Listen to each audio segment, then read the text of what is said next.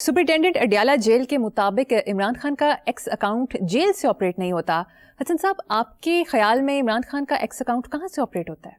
यार बिना बात सुनो, तुम्हें पता है इतने सालों से हम एक दूसरे, मुझे क्या दिलचस्पी हो सकती है? मेरे को ना सेल फोन, ना मैं टीवी लाना आंदा, ना मैं बक बक देखना है।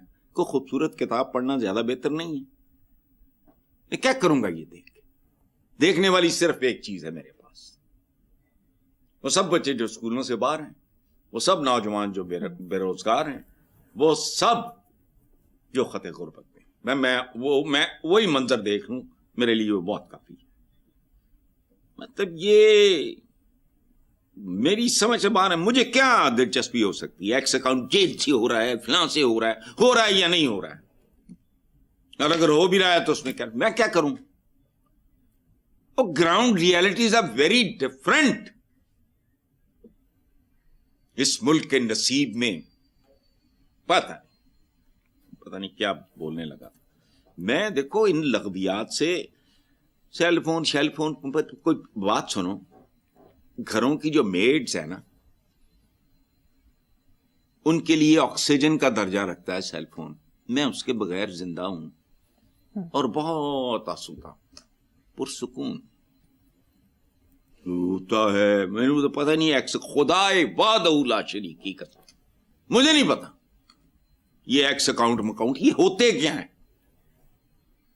और कमाल की बात ये है, अफसोस की बात ये है कि आप सब कुछ जानते हुए भी मैनू की पता। मैं बेसिक चीजें फारूक साहब से समझता हूं।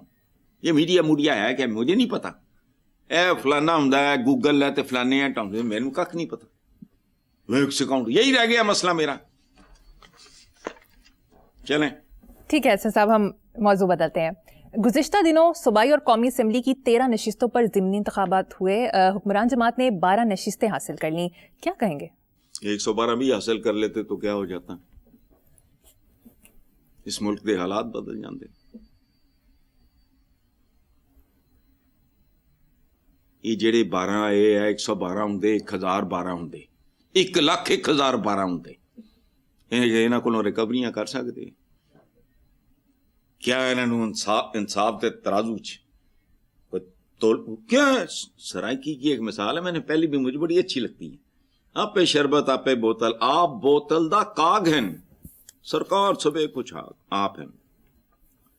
तो ये बकलम खुद है सारा कुछ। ये मुल्क बस ये जहां तक पहुंचा है, और पता नहीं अल्लाह पाक को हमारे करतूतों की वजह से शायद हम पे है तो रहीम और करीम, लेकिन जाहिर है दोस्तें भी उसी ने रखी हुई हैं। मुझे देखो, बाकी रेफरेंडम वाली बात, मुझे ज़ियाउल हक का रेफरेंडम याद आ गया। ये जो चीफ मिनिस्टर साहब ने फरमाया ना कि रेफरेंडम, वो तो मैंने वो भी याद आ गया। तो जाहिर है ज़ियाउल हक की बाकियात को भी वो रेफरेंडम डम डम छोड़ो, आगे चलो, ये सारा है। ठीक है सर, नेक्स्ट टॉपिक। अमीर जमात इस्लामी हाफिज नईमुर रहमान ने मीनार पाकिस्तान के मकाम पर जलसे से खिताब करते कहा कि मुल्क में इंतखाबात के नाम पर फ्रॉड बंद होना चाहिए। पंजाब में जाली बल्दियाती एक्ट के खिलाफ तहरीक शुरू करेंगे। पहली गल तो यह कि इन्होंने बंदा कित्थों ले आएंगे। दूसरी गल यह है कि मैं भी चोर हूं, मेरे दाएं बैठा भी चोर है, मेरे बाएं बैठा भी चोर है। जिस मुल्क में ग़िज़ा से दवा तक फ्रॉड हो रहा हो, मुझे सादा बातें हैं मेरी, इस मुल्क में दानिश्वर तो पैदा हो ही नहीं सकता। ये धरती रह ही नहीं गई इस काबिल। इसको भी क्वालिफाई करता हूं। है कोई मुनीर न्याजी, है कोई अहमद नदीम कासमी आज इस पूरे मुल्क में? एहसान दानिश है कोई? बाबा ज़हीर कश्मीरी है कहीं? अहमद फराज है कहां? तो छोड़ो, बांझ थिएटर था एक जमाने में बहुत आना, उसका बेड़ा गर्क किसने किया? अवाम ने खुद।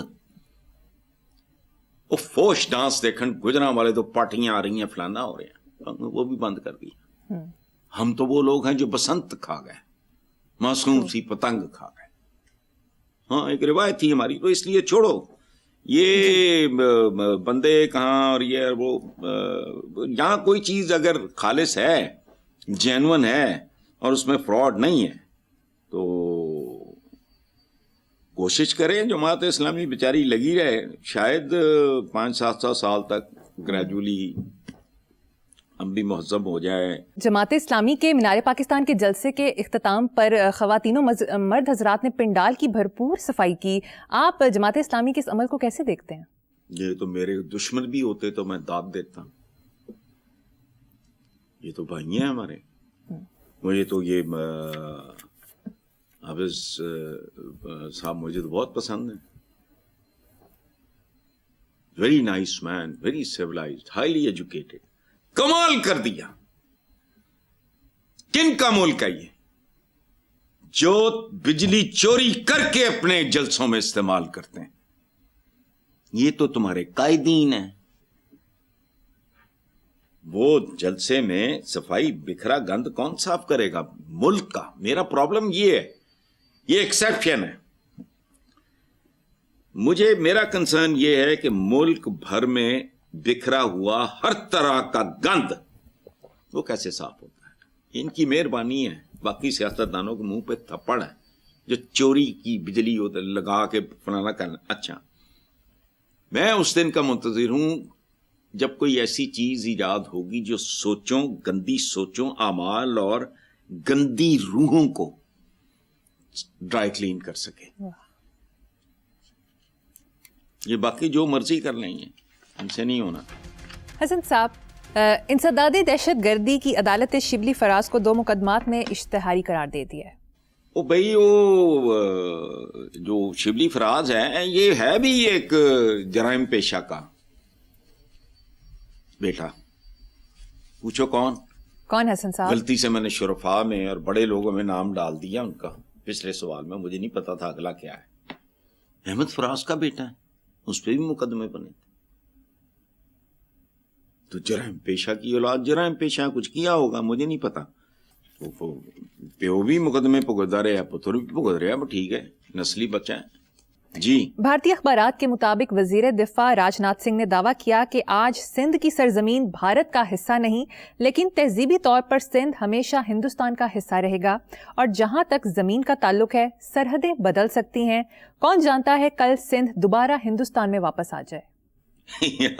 وہ کہتے ہمارا ایک دوست تھا سرگودے کا, اس کا تقیہ کلام تھا بائی گاڈ. ہم پیار سے اسے کہا کرتے تھے اعجاز بائی گاڈ. ٹھیک ہے, وہ سرگودے کی, مجھے تو وہ نہیں آتی, وہ کہتا ہوتا تھا چبل بھرا. اب یقین کرو جب یہ راج ناتھ صاحب طلوع ہوتے ہیں تو مجھے تسکین ملتی ہے کہ ماشاءاللہ کسی اور چیز ساڑھے تو اگے ہوں پیچھے ہوں مینوں نہیں پرواہ. حماقت میں, چبل پنے میں اور جہالت میں ماشاءاللہ یہ تو خاص طور پہ جواب ہی نہیں. وہ بات سنو, وہ پائیا راج ناتھ تو پریم ناتھ تو بھی گیا گزرے ہیں. جا اوریجنل ہندوستان دی کدی تاریخ اور جغرافیہ دیکھ, کنا کچھ کیا کچھ تبدیل ہو چکا ہے, کتنے ملک, اور ابھی تو چل رہا ہے. کاکا اس طرح نہیں ہوندا. عوام یعنی لوگ, سرحدیں, جغرافیے اور کلچر یہ تبدیل ہوتے رہتے ہیں. برخوردار کہتے داخلہ لائے. دیکھو ابھی خالستان کا رولا پڑا ہوا ہے, کینیڈا دور میں خالستان اچھا, ان پڑھ بنگیاں مار رہے ہیں. وہ پاکستان 78 سال ہوئے ہیں. تھوڑے سنگ نا جس طرح وہ شاک مچھلی یا ویل مچھلی کا نہیں, جس طرح اس کی سپائن ہوتی ہے ایسے پھنسا ہوا ہے بنگلہ دیش. کنیاں گلاں کرنا ہے, نہیں ہوتا. راج ناتھ جی عقل کرو, عقل نو ہاتھ مارو. کل سندھ دوبارہ, میں کہتا ہوں کل پاکستان بن جائے شاید دلی تک, پھر میں بونگیاں نے ان پڑیاں ماردا ہے. لیکن فرق ہے باہر جائیداداں نہیں بنا دے. اتنی ان میں گریس ہے, اتنی ان میں عقل ہے.